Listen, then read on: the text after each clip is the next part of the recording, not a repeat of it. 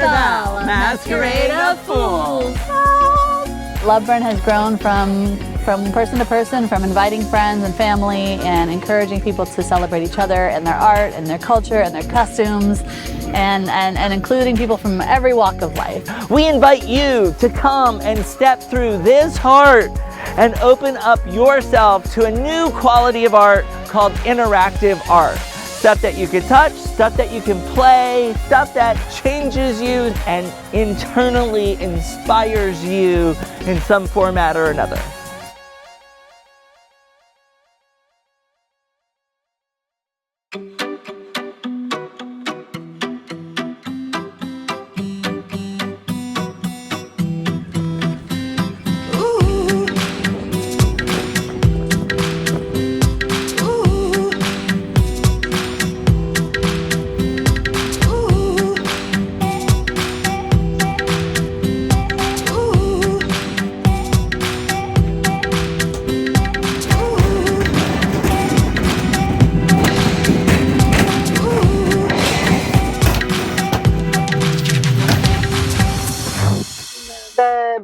Loveburn has a person that helps with trucking, and she got us this really great truck drivers who are amazing. They picked up a piece in LA, and I've driven it back and forth to Burning Man myself, but cross country to Florida and then setting up was going to be a lot. So she found these amazing truck drivers that we hired, and that's pretty much what the grant was for, was transportation here.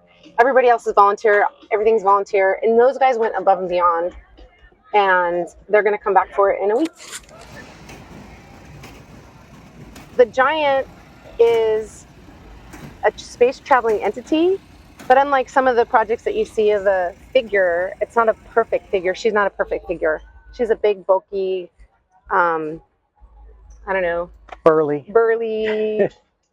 yeah, superhero she's a giant figure. So the Giant, when you see the Giant, that's going to be built in about 2 years, is very inclusive of the, of everyone's sort of body type. and body type. Yeah. We'll lock these in, and then I'll take them down, and then they'll be, so we're going to put 10. Oh, Dave, you want to do these? So what we're going to do is we're going to put 10 in. He's going to crank it and do one bucket at a time. Everyone that's worked on the piece is collaboration, not ego. Many people worked on this. I mean, that was my original idea, and I learned it from the space traveling giant named Giganti. But along the way, everyone's contributed, and I want everybody to have the recognition. And so you can say I list my team, and people have different ideas, and I say, oh, that's a good idea. So when we first made it, it had this electronic piezo mic system and the wooden base, and it didn't work. Everything broke. And then my husband's a musician, and he said, oh, we could put cymbals in there. So we got cymbals, and some of them are from drummers like Steve Reed from Supertramp. Some of them are drummers like him from Mutator. Some local musicians came and donated cymbals. So the cymbals are all donated. We have this bucket elevator on a handmade wheel, and up top are recycled wheels from a pedal power bumper car installation that we did. So everything's either upcycled, like the panels and the flooring are upcycled from a movie set. The medicine cabinets are from like an apartment, and the plexiglass, some of it's new, some of it's upcycled from our previous project. We welded it and built it, and I welded the bases. So we're centering the wheel right now. And the ground's not level here. It's not like at the playa it was perfectly level. And this has to be completely in this correct alignment for it to not roll to one side or the other and come off the... So Kevin's going to crank it a little bit, and then I'll adjust the nuts to make sure it stays level.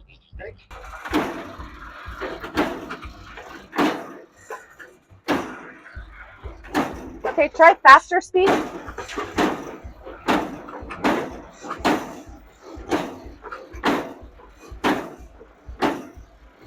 So the crank system, in order to make it so people can't just go bananas with the thing, we put a larger wheel and then an extremely small wheel. So as hard as you go, it doesn't go all that fast.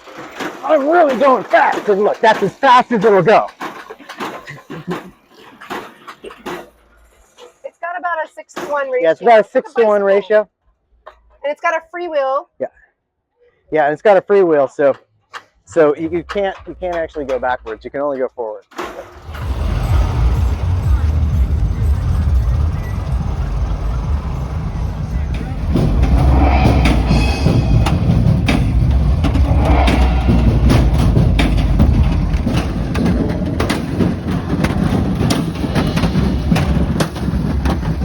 Sunday. Yeah. I got Sarah's been here Sunday. My truck got unloaded. Yesterday was supposed to be my put it, decorate it, make it pretty day, but it turned into a build day.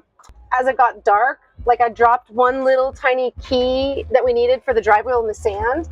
And so one of my crew members, Tracy, Cosmic Tracy, right here, she said, "Hey, what else are you gonna drop in the sand while it's nighttime that we should wait till tomorrow morning?" And I was like, "The chain," because there was one master link on the chain. And she was right. I pulled it out this morning, and the master link fell in the sand. But it was daytime, so we didn't have to crawl around like we were looking for a lens.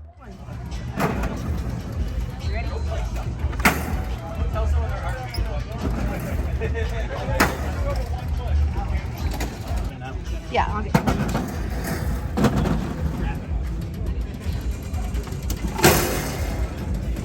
You ready? You just put in handfuls. Go ahead. Oh, they come back out at you. That's why the windows are open.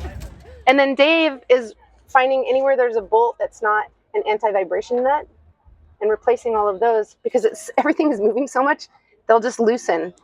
So we have to start with regular nuts and bolts to get all the placement, and then when it's set, we lock it in with an anti-vibration bolt, and that's what Dave is doing. And he's a structural engineer that helped with the piece. And Cosmic Tracy's a production manager, she's a producer. She's a movie producer. So she knows how to get all the things done.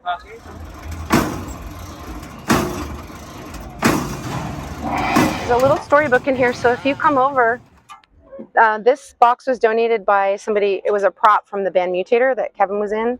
And then you can read the story of Giganti, who's the giant that gave me all the ideas. And the guy who had a patent on bucket elevators who helped me. And then you'll notice that this side is more gray and black and serious. And this side is more colorful and pretty.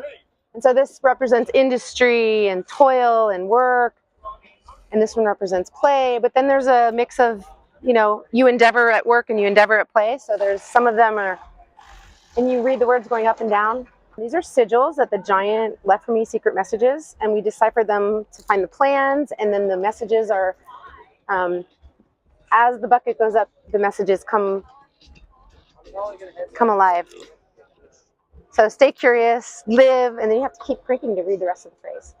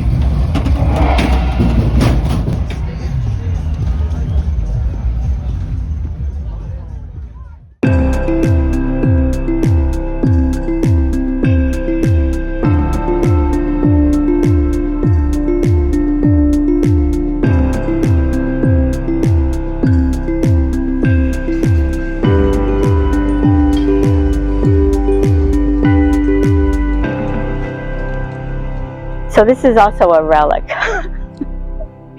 but I love it. This item is a card catalog drawer from, if you recall, when everyone found a book by opening up a drawer from a large wooden cabinet. So this is the library and literary salon, and every year I bring a curated collection of books that I've collected over the year through my academic library where I work. When there's discarded books or donations that we don't accept into our collection, friends, I send them a box and they fill it up from after reading their collection, and of course my own very extensive collection at home. After I've read the books, I simply put them aside and plan to bring them out here for others to take, because it's free and people love the library. They come here to sit and read and talk and chat. I think sometimes it attracts more of the introverted types of people who just like one-on-one conversations or small group conversations, or perhaps an ambivert who's a little extroverted and a little introverted. As you can see in the back, I have the building, which is actually owned by the park, but the organization lovingly cedes it to me for the duration of the event. And I decorate it with things I choose to bring to share with others. I have many kinds of books, from art, architecture, photography, many illustrated books, children's books, fiction, nonfiction, books from museums, how-to books, health books, cookbooks, self-help books. Basically, the point being is that they're all free, and people are surprised, but I don't know why, because there is no money to be exchanged here at any of the burns. These are stamps from the library that I work in, but of course everything's digital now, so they are defunct. They are useless, but they're beautiful, and I think they describe what's part of a library. For instance, this must be returned to library by renewal during the spring semester. And I provide a stamp that I create every year with the theme, the location, and the year.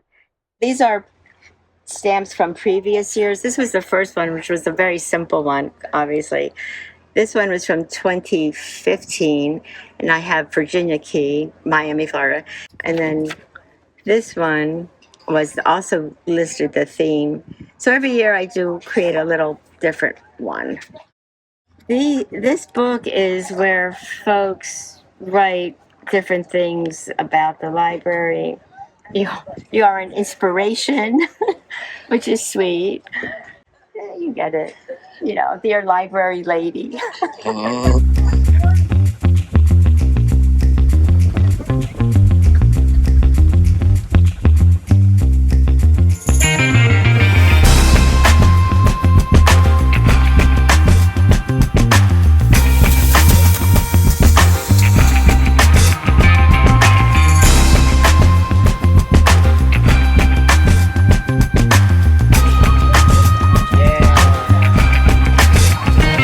Definitely some fire to kinky performance. Happy burn.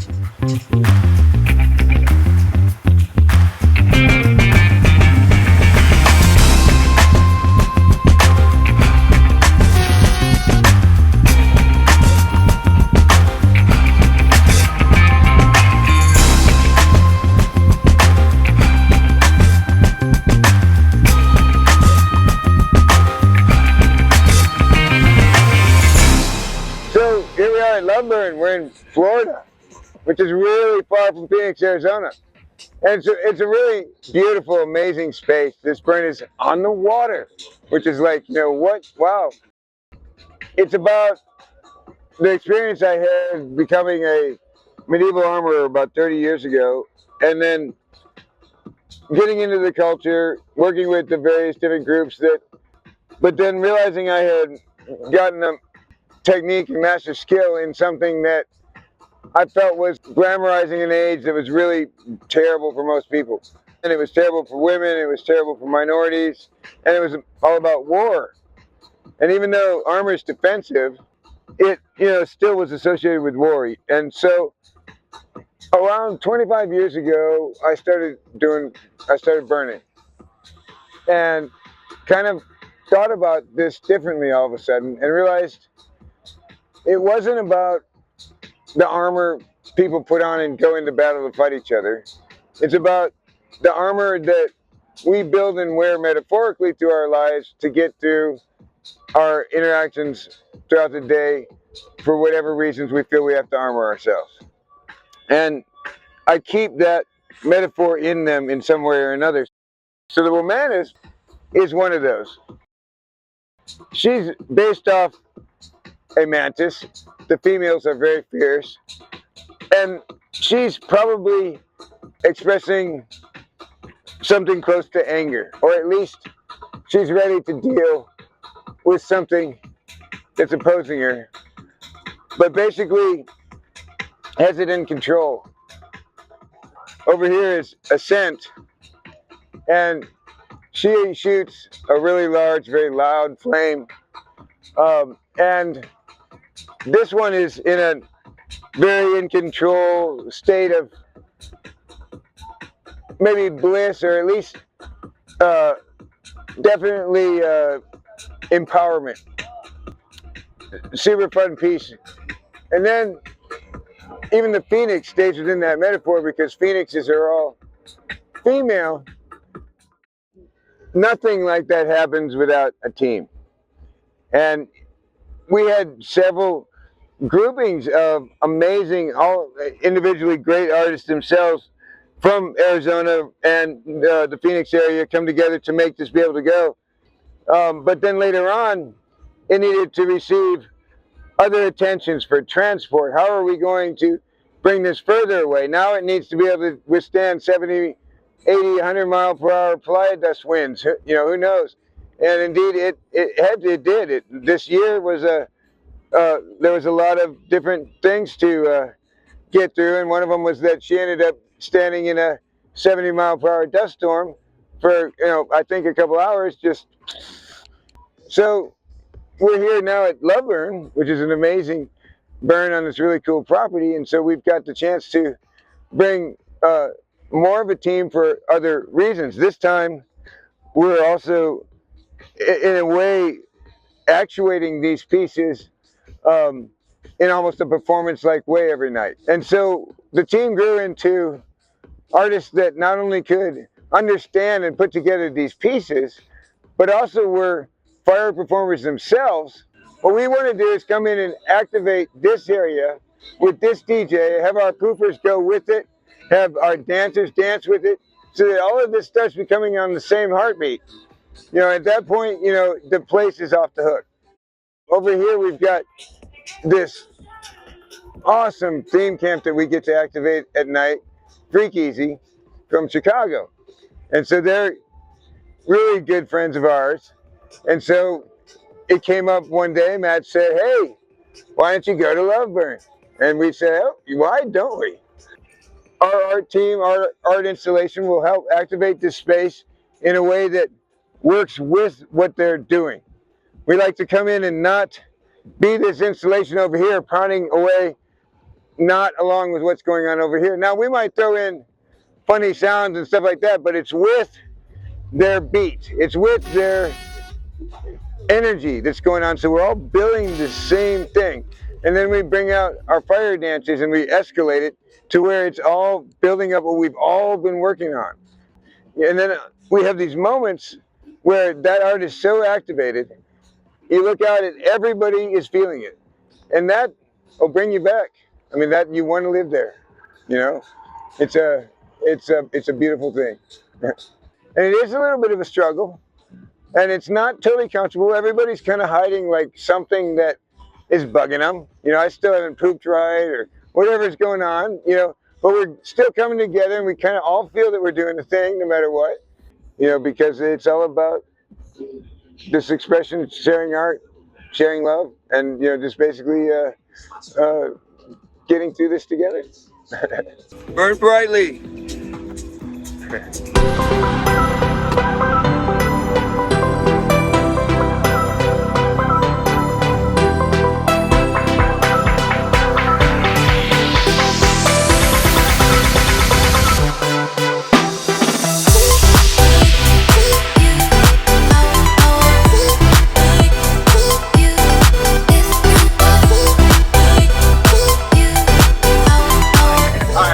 Shut this whole thing down. Bring it.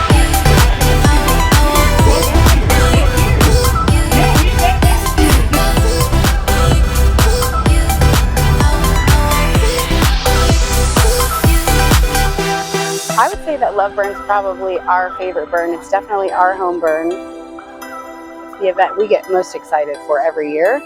It's the event we enjoy giving the most to and we get the most out of. And we're really happy to be here and hope to be here for a lot more years. So this is our first year with this theme, Questionable Morals. I feel like it's a fun theme that really fits our group. The middle centerpiece is a collective of several of our artists in camp. We also have a clothing swap / donation hosted by another one of our camp mates. We will also have a bar, but that didn't get very far this weekend. Ambitious plans. We're working on it. I think this is a really great and fun camp theme to go together. I think we're going to stick with this one for a while.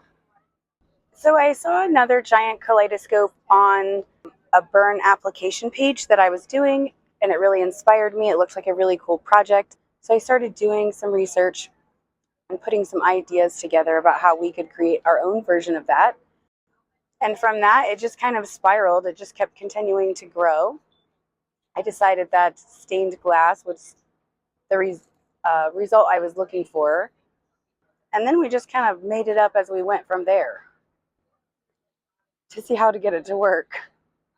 It was a couple trial and errors. Well, we had a little bit of challenge getting the wheel mounted, as when we put the stained glass on it, it became pretty heavy, which we didn't anticipate at first. It's recycled from Navi's Bike Share, which is our bike share program here. Some of the other things that are really trial and error still is that the base needs to be weighted, and so it expands. We weren't anticipating that either, so the first time we set everything up there, it just kind of fell down on the floor. And we're also still doing some trial and error on how to get the handle to turn.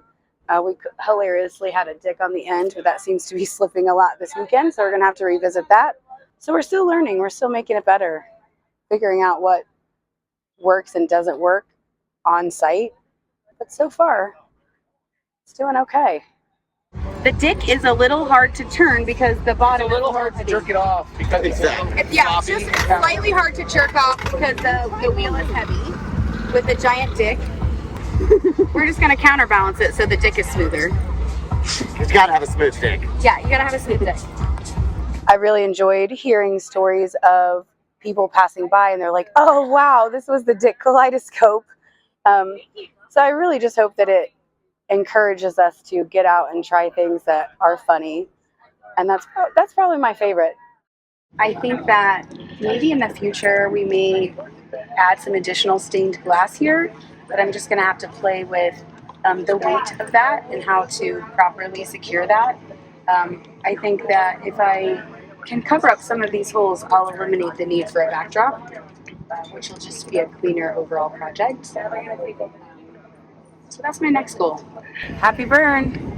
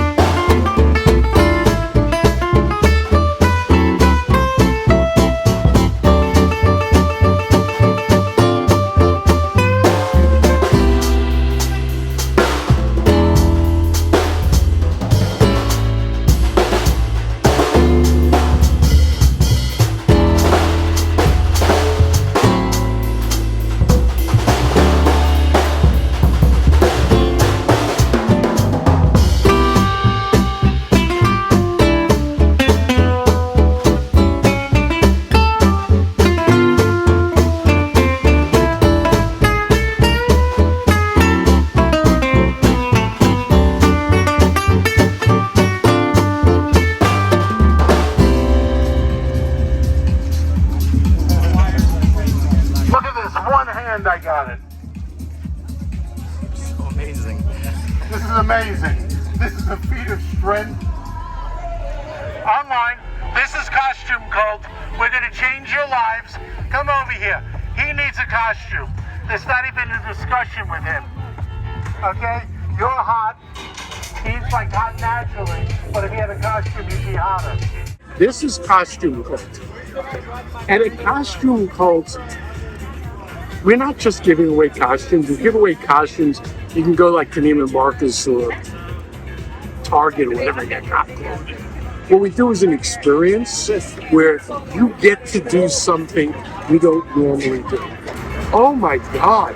The mathematicians in ancient Syria and the philosophers in Greece and the theologians in Rome say you can't get above 10.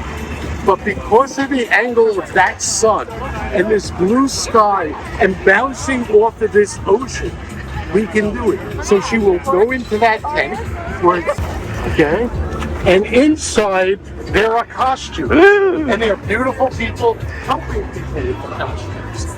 And you can't go in looking for, oh, I want the cute little French maid costume. Because trust me, I took it out of here last night and already put it in my RV. So, but But you will find things like this. Yes. You know, we have. It's Hitchcock. We got Hitchcock, we got slutwear, we have everything that your mind could think. And a costume will say, Jill, put me on your naked body. And Jill will put this costume on, slowly, and all of a sudden, she'll start tingling. Yeah, that type of tingling. Starting at her toes and running to the nose.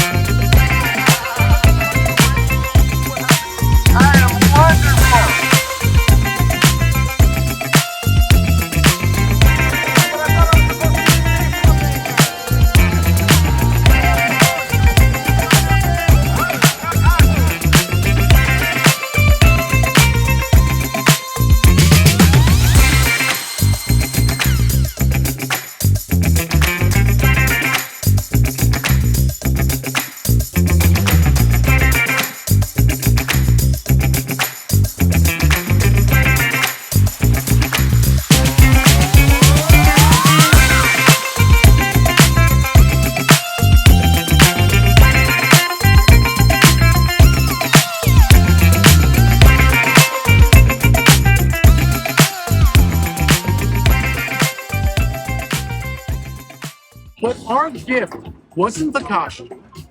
No. A couple of months later, she'll be sitting there in her apartment. Something will have gone wrong.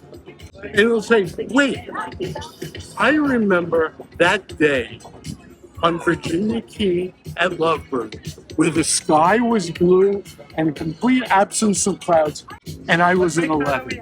And her spirits will go back from that 5, 6, 7 to the normal 10.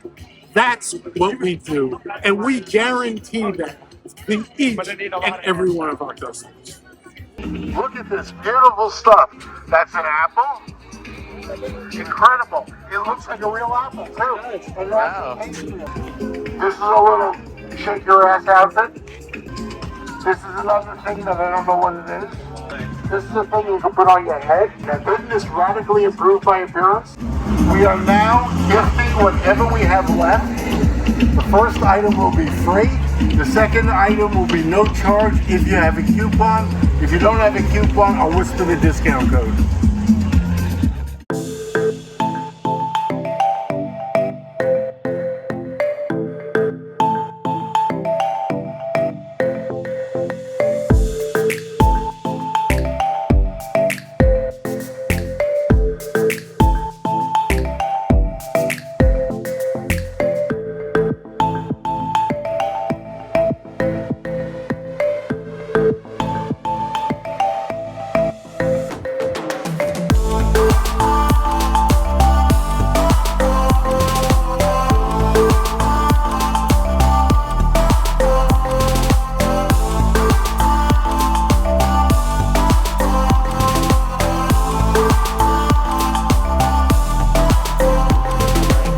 Luciferia is her name, bringer of light. And so connecting, as we all do here, connecting with the light in each of us, just like, you know, I met you and I lit up more, and then we meet the next person. And so each of us sharing our light, and sharing our passion, sharing our art. So this piece kind of came into me. I was on a plane. I was entering a phase of like really balancing myself as a whole human and blending the masculine and feminine and becoming a very healthy, you know, whole human as we all aspire to be. I wanted the symbols and shapes, so I'm sketching and blending these masculine and feminine symbols that we all know and love. And then wings to me, of course, are the ultimate symbol of freedom. Just being free and being untethered, and that's kind of where I was feeling in life, and also what I wish for everyone. So I wanted to use a dichotomy of materials to go along with the meaning of the piece. So I wanted to use some very earthy, very like, you know, metal taken from the earth, welded, crafted, ground, which I love, like sparks and fire, and then blend that with the acrylite, so the dichroic film, more of a ethereal presence, right? So you have this very, you know, almost cosmic, heavenly, and very earthy feel blended in her wings and in that crystalline center. And then coming from the base of the wood, you know, things that we actually recognize. So having these things come up from the earth, and people can recognize welds, and they can recognize some of it, and then having that really translucent, iridescent feel that, you know, is changing all the time with the sun and the light, so that every time you experience it, you're seeing, she's going to show you something different. This product is acrylite, and so what they do is there's a dichroic film over it, just regular acrylic, and in that way, it depends on the angle that you're at. So once again, it's like wonderful as a material, but it's also that metaphor. So like every time when you experience someone, you're going to catch a different angle, and you're going to have a different experience, and you're going to have, you know, different vibrancy and different color. And then I thought, well, what if there was more dimension in her center and she had a heart? So to have this heart beating, and maybe there's different modes, right? So like when we're around music, there's an interactive beat. So I'm like putting all this down. Who cares how it's going to be built, right? We'll figure all that out later. I'm like, who's going to program this? I am not a tech person, right? I'm not going to program this. Like, oh my God, my friend Chad, he's a programmer, and he agreed to it. So it was like this magical thing of like Bri and Chad and I and JP. Chad was making it across the country, the technology, and then we brought this to the burn, and he came out, and it ended up being pure magic, of course. Yeah, it was this kind of collaboration of these really beefy, honest materials that I don't have to worry about breaking, and then this very delicate stuff, and then technology, which to me is like, you know, voodoo, and combining all of it. So now, of course, she's lit from within, and she can connect, and it's been like, this burn has been such an amazing experience, because I'll talk to people, or I'll come to check on her, or put her battery back in, so at night she lights up, and someone will be explaining what it means to them, and that's exactly what I was hoping for. We're all Lucifers. We're all these lights that, you know, raining down all in the same place here. And when I saw placement, so I had no idea, filling out the grant, you know, just kind of explaining and then trusting, like they'll know where to place her. And then the grant came through. I'm like, oh my God, I get to go to Loveburn, and they're, you know, so we have so many friends from San Francisco, coming from everywhere, and so to visit her again, first on the playa at Burning Man, and now here, like my heart is just so full. Like I am so lit up.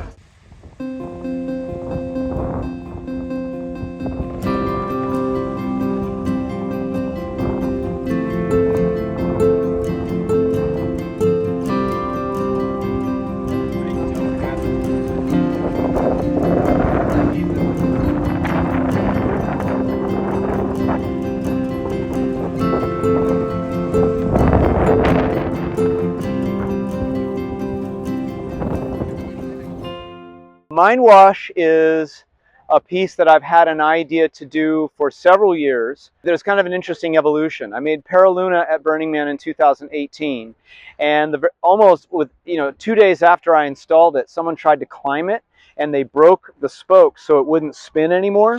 I cried for about 36 hours, but then people started telling me, you know what, it still looks good, it still looks good. Oh no, I don't believe you, I don't believe you. And I finally went and looked and I said, oh, it does look good.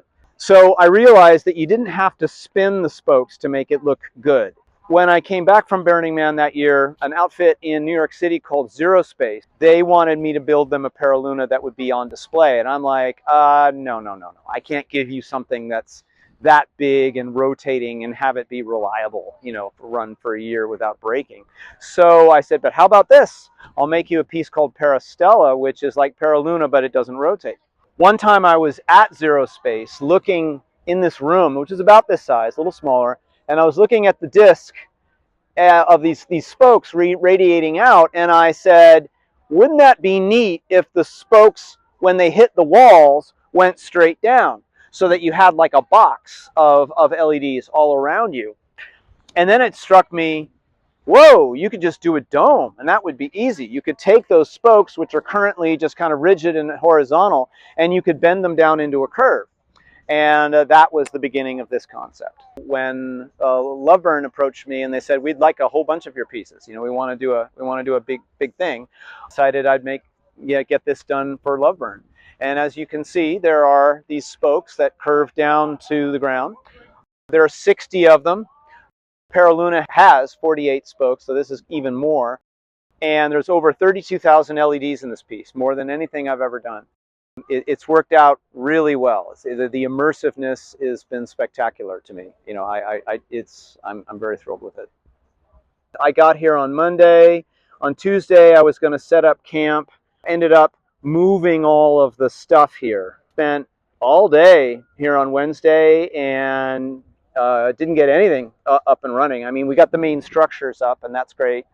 And but I was very happy. And and in addition to Mind Wash, there's another piece just down the path called Constellation, which is a 26-foot across star-shaped panel that is actually a half-size version of a piece called Firmament that I did in 2015, 16, and 17. The original concept was it was going to be a big ceiling of LEDs, and you walked into it, and an avatar for yourself would appear above you. And as you walked around underneath this ceiling, it would follow you. So it was really all about the technology. And I was explaining this to my late father at the time, and he said, yeah, you know, that's okay, but I don't think that's what you got here. I think what you could do is you could have it display beautiful images of nature and art, and the sun, the moon, the stars, Hubble photographs, the whole firmament. And I'm like, wow. And that first year, 2015, the music was completely unsynchronized with the visuals. It was just a bunch of visuals playing on shuffle and a bunch of music playing on shuffle.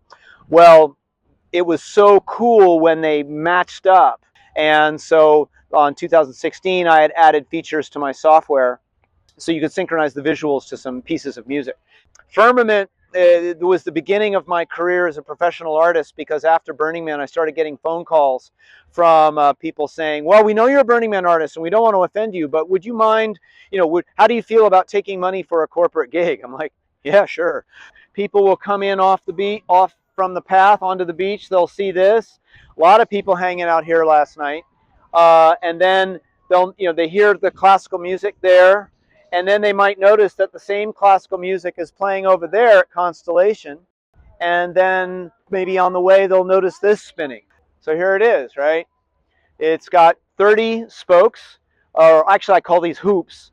And as you can see, it spins quite a bit faster than that. It's about 60 RPM. When you spin it, it creates, using persistence of vision, images from space, images of nature, famous art. I have a style of scene which is algorithmically generated. I love the spirit of Loveburn. It's exceptionally friendly. It's a great event. I hope it lasts a long time. For I am number 0000 right here. There you go. Okay. Yeah, and that's And how we have I got the one. it. She's number one. Yeah, number one. Numero uno. It's the start of all of it. Numero uno. So yeah, we co-founded Love Burn to celebrate love and grow a happy, prosperous community that encourages small-scale to large-scale interactive art. And Glenn has succeeded in attracting the best art and artists and creators and doers in the world. We have an amazing group of people that builds this event, that is this event, that takes on their department to make this event. And it's not just our event, it's us. It's we, it's together we have built something, and I'm just an instigator in this process. A big thing about this community is the education. We have a lot of elders and we have a lot of newbies on every level, not by age, but by skill set. So they're all teaching each other to grow and to build the community and to build the art, to build new ideas. So passing it on, passing it forward is what our artists do and what the community does.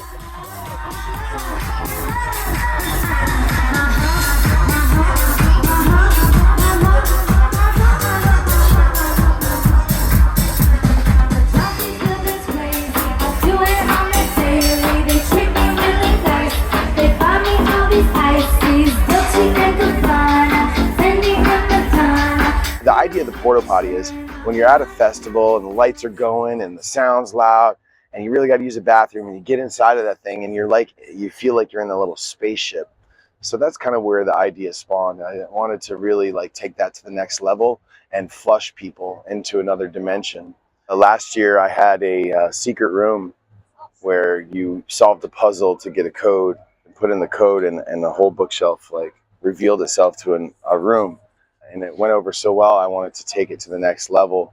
So I put in for a proposal for a really massive structure where I wanted everything to be kind of a secret party. So we bought some portal potties and we bore them out and we turned them into tunnel systems that pop you into this underground speakeasy style burn event.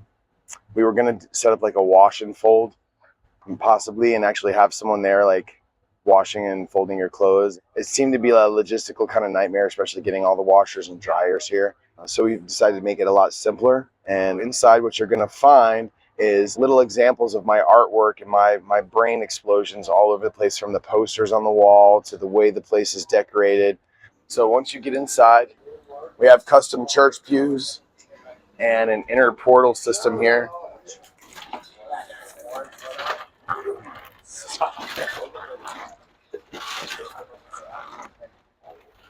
Little bonus for you.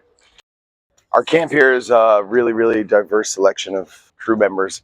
I hand selected 50 different team members from all over the country, and everybody put in a little bit. So honestly, it's not all me. It's my concept, my design. I'm pushing, but all the little details I had people do and bring in their own creative input. So this is one of them.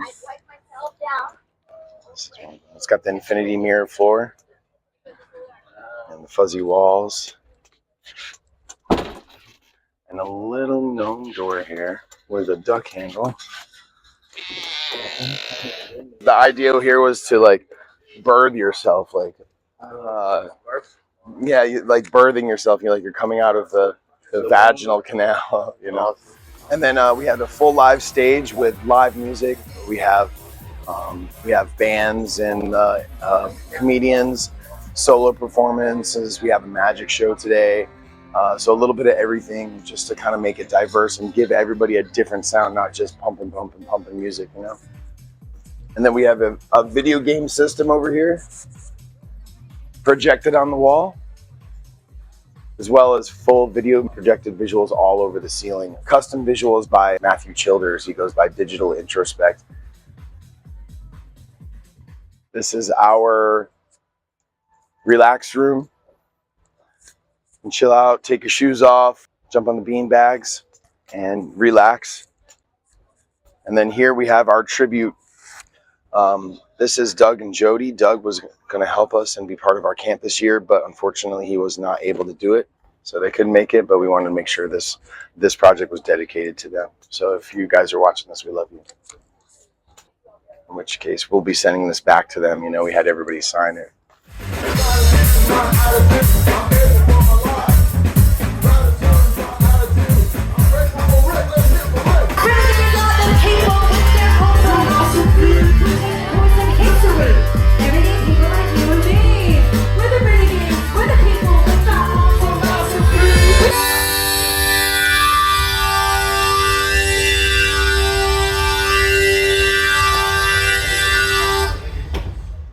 That's what this is all about. It's a conduit for you to express yourself, like no matter how it is. If you just want to walk around and enjoy, that's understandable. But I always encourage people to get active and get involved. Find a camp, find some art piece, or create your own and submit a proposal and get on there because they're always turning them on. Let's do it.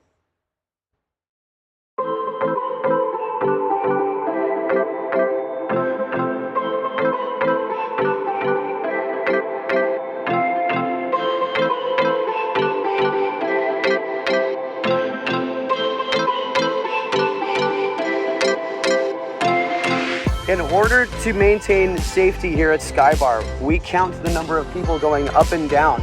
The city of Miami has been very generous in allowing us a specific number of people to be on the tower at one time. In order to comply, we use this tool to make sure that we always know how many people are up there. This is Skybar. We got a 6-story scaffolding tower on historic Virginia Key above Love Burn. We got a view of the burn field beneath us and the Miami skyline. Happy Love Burn! Woo! From Skybar. So I came across this dark tower at Burning Man. It ended up being a DC camp that I wanted to join, wanted to be part of it. I thought it was epic. And a couple of years later, I was like, hey, Charles, can I put a bar up there? And he said, it was hilarious. He looked at me, he looked at the tower, looked at me, said, if you run it, okay. Like, okay, it's on. Next year, Skybar was born, and it's only gotten crazier since then. At Love Burn, they give us art grants so we can reiterate. They give us art grant money to make it bigger and crazier than we're able to do at Burning Man. We have been here since last Friday because we had to build this structure by Sunday. We've had to deal with capacity limits and making sure there's only 60 people up here at a time. Because the fire department's always watching. Yeah. It's beautiful to be able to bring this to this space, especially having this beautiful Miami skyline over here. Yeah. And water right on the other side. Like, it doesn't get more epic than this. Welcome home! Happy fucking burn. Love Burn 2023. Represent Incendia, Party Liberation. You know what I'm saying? You know what it do. I'll let your boy Crenshaw. You know what it is. Already done did it. I'm already doing it. Doing it again. Dropping into awareness of how you're carrying and how you're showing up in the world. So that from that awareness, you're able to create deeper connection with self and community and Mama Earth. Take that on through the evening and into your life.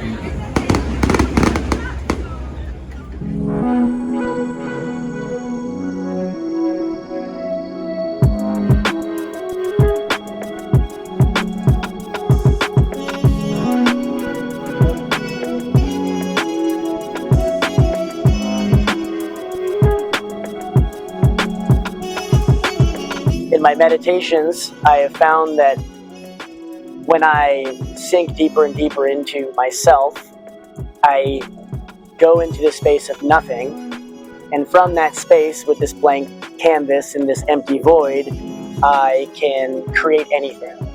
And so this represents your ability to create from that space of nothing the world around you with your spoken word. This spark of divine sovereignty comes from this space of nothing, and you birth the world around you with the words that you speak.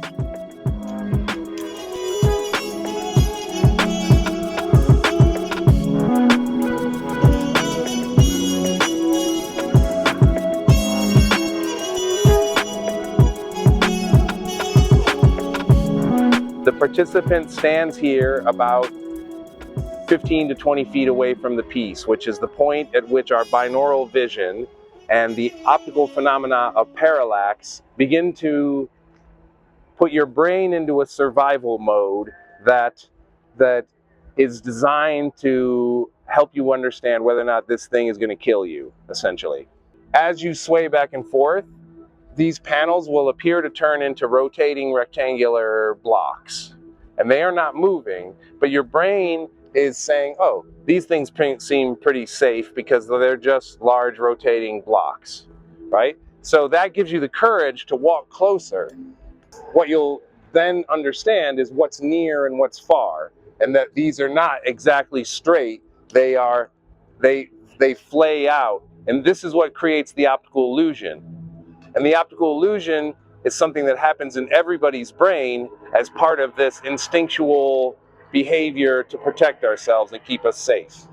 But as an artistic piece and as a metaphor, what it's designed to represent is the idea that our perception and our understanding of things changes dramatically as our position of how we see it changes. So throughout the day and into the night, your perception of what this image is constantly changing. And that has an impact on how you come to understand it.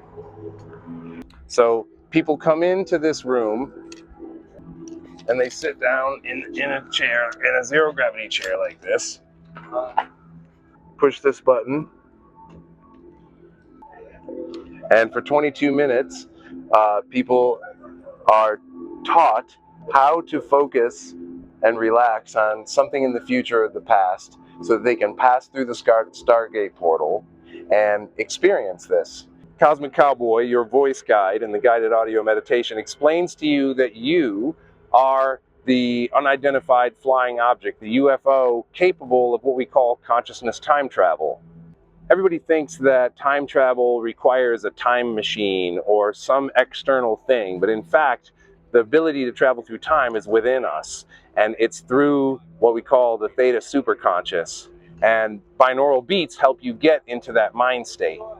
And it's a pretty profound experience. I've had people tell me things like if they were adopted, they met their birth parents who they'd never met before.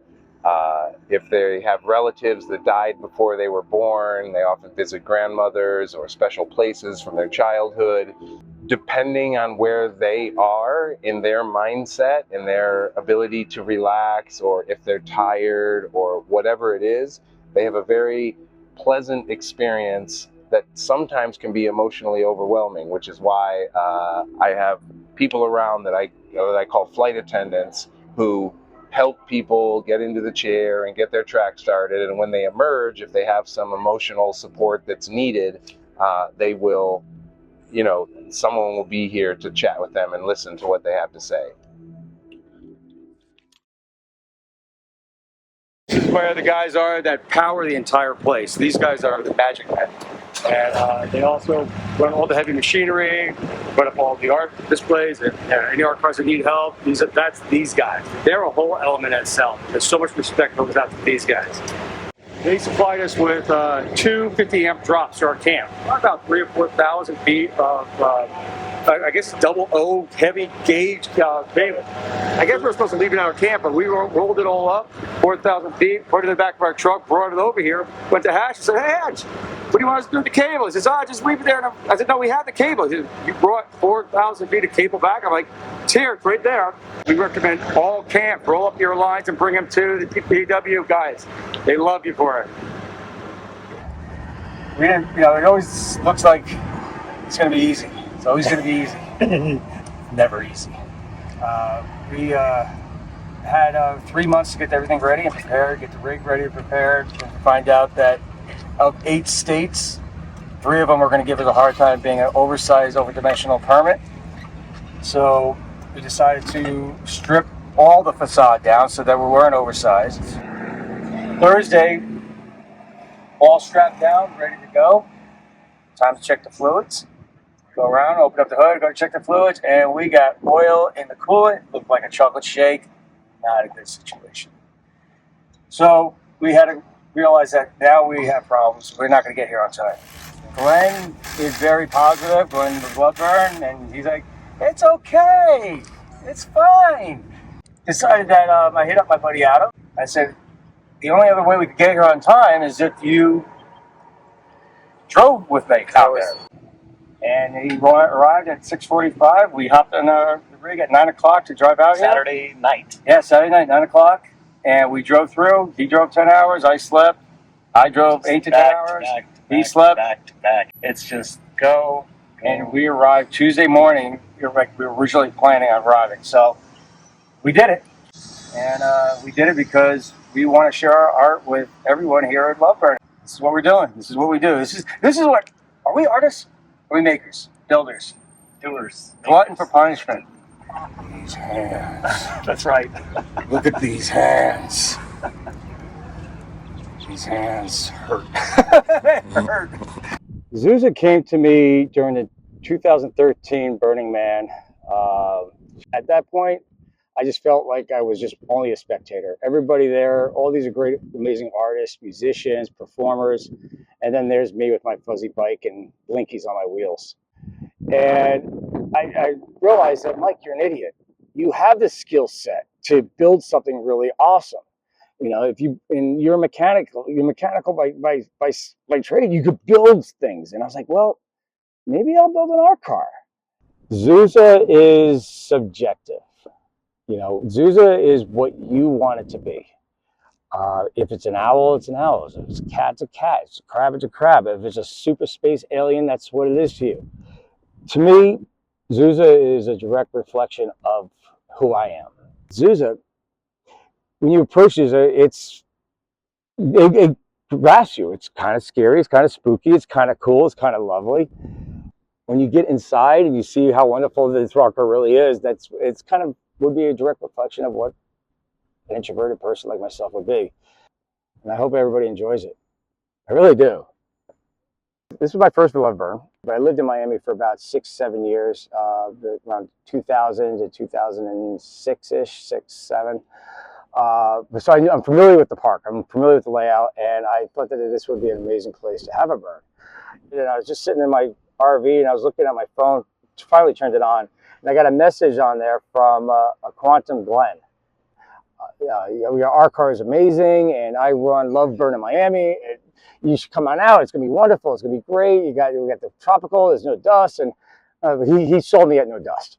I'm in Vegas. You know, transportation costs alone is going to be, up there. And he said, no, worry about it. We have funding for art. We fund art. You send us a breakdown. Let's take a look at it, and we'll get you out here.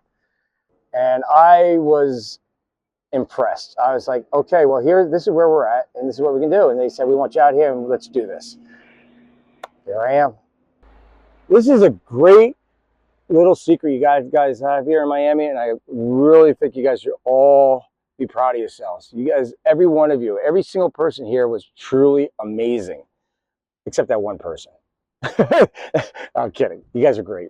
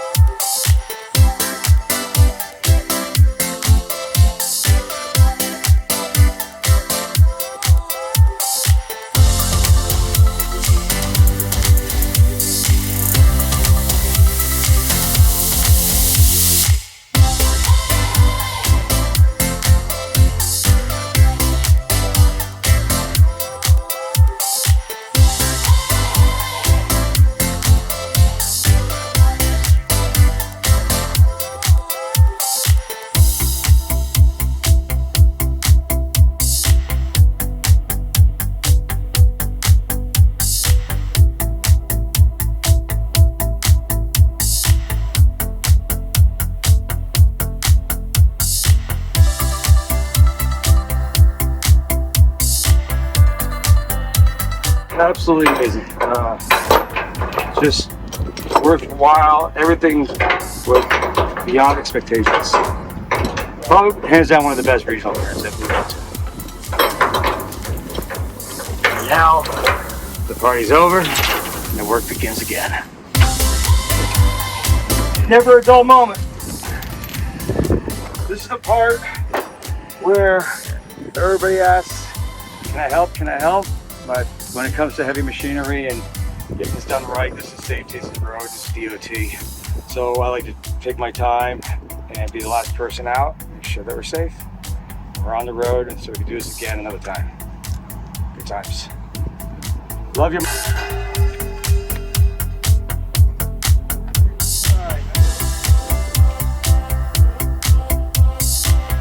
People are leaving this event in such bliss, happiness, having been released an amazing energy, having a burn-gasm. It's been an amazing event.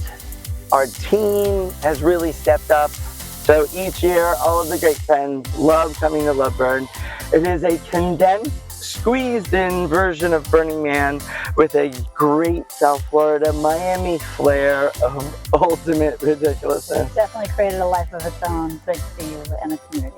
So many people over the years who tell me that they've found themselves at Love Burn or re-found themselves from a place where they were lost before. So if you're one of those people, you know, we are here to support each other, you know, help welcome new people in who you feel are part of the family and want to grow and build a culture based on volunteerism and gifting and radical self-reliance and radical inclusion and costuming and ridiculousness and music and art and all these amazing things. Look forward to growing this event to build a formidable arts organization that helps support interactive art around the world. Absolutely.